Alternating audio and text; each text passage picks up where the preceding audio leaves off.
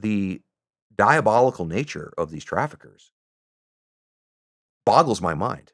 We've been talking about Al Qaeda and ISIS all day. Dude, Al Qaeda and ISIS have nothing on the American pimp. The American pimp is the most evil fuck that I've ever encountered. Ever. Because some of these Al Qaeda ISIS dudes, they truly believe in this distorted idea of what's going to happen in the afterlife, right? Some of them are true believers. Don't get me wrong. Most of them are thugs. Most of them are miscreants, psychopaths. But what does a pimp trafficker believe in? Is he doing anything that's righteous? Is he doing anything that some religious book instructs him to do? Or is he solely 100% exploiting another human being for profit, for greed, for power, for control? And the way they do it is as bad, if not worse, than anything I've seen with Al Qaeda and ISIS. Because they prey on the natural development of a human being. So they're approaching these girls when they're 13, 14, 15, 16 years old, get their hooks into them so they can turn them out when they're 18. Or they just say they're 18 and they're really selling them at 15, 16. We just supported an op in Louisville, Kentucky a couple days ago. And I think it was two 15-year-olds were being sold. They're being advertised as 18 because, again, we live in this mythical world of, oh, it's just prostitution. A woman selling her body online. She's 18 years old. That's of age. She can do it. Nobody cares. It's a mythical world, and I don't know why people want to live in it. She's not selling her own body. Someone else is forcing her to do it. She's not gaining anything from it. And if she doesn't do what her trafficker wants her to do, she's getting a beat down. So a young girl, as she becomes a teenager, she looks for external validation. She's beginning to look at the world through her own eyes and beginning to separate herself from those things that have been protecting her, from her family, from her school, from her faith tradition, from the sports teams. And those pimps are just waiting. And they pretend to give her the validation. They pretend to show her love. And then they abuse her and they rape her and they beat her. And they force her to conduct random, bizarre, violent, degrading sex acts with buyers. They create something called the stable. They call it the family. What's the pimp called? Daddy. Again, P. Diddy, P. Daddy, Puff Daddy, all these pieces of trash that we celebrate in the music industry and all of this stuff. It makes me sick that they're even using these terms, truly or not, if they were ever pimps or not, the way that they talk about it and glamorize it. So they create this family. They're called daddy. The girls are called sisters or sister wives. And the trafficker, the average American pimp trafficker, has 5 or 6 girls in his stable. Again, I just use the word stable.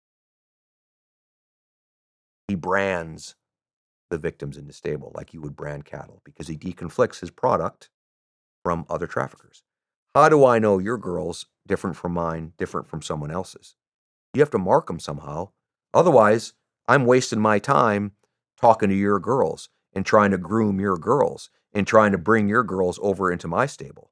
So you have to be marked. So they physically will brand them with tattoos on their neck, on their hands, on their chest, on their feet, on their wrists. Some of these poor girls are tattooed right across your forehead, right on your face. So we aren't wasting time talking to each other's girls. And it's done in the physical space. They're physically branded with these tattoos. It's also done in the digital space because the explosion of the internet and social media, I am no longer as a pimp reaching out to my girls in person. I don't have to go to the mall or the park or the club to find you. I just go to the internet. But because there's so many traffickers and pimps out there that are work in the space, we have to digitally mark our girls. We have to digitally brand our girls. So there's all sorts of acronyms and letters and numbers and emojis that depict that a girl is taken. So as I'm sorting through whatever social media platform you want to mention, I'm not stopping on a girl that's already taken. And that those symbols and those clues and that language is taken from the experience I had with Al Qaeda and ISIS. Al Qaeda and ISIS spoke in code language. They spoke in the open. They would refer to a bride. A bride is a suicide bomber, usually male, sometimes female. A groom was definitely a suicide bomber, definitely a male. A wedding was a bombing event. A pomegranate was a hand grenade. A watermelon was an IED. So just as we began to understand and recognize the codes and the patterns that they use to communicate in the open between Al Qaeda and ISIS, it drove me to look for these codes and patterns that traffickers and pimps use to communicate with their girls and to deconflict product with each other.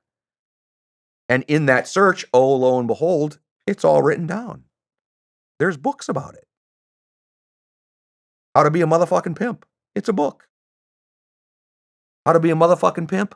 Children's version would make you throw up in your mouth. The 21 Laws of the Game or something like that. Pimpin' Ken Ivey wrote a book. How you do these things. So just like you can't change codes all the time because like it'll totally get screwed up. There's old ancient codes that have been around for years and years and years and years. Even the idea of the rose. The rose has been a code for a prostitute since at least the Roman times. When you would come into a town and you would say something like, "Hey, I'm interested in where can I find a handful of roses?" Or, where are the roses in this town? And the discussion would be, how many roses for an hour? And the girl would say, "Oh, it's 2 roses for an hour, $200 or whatever."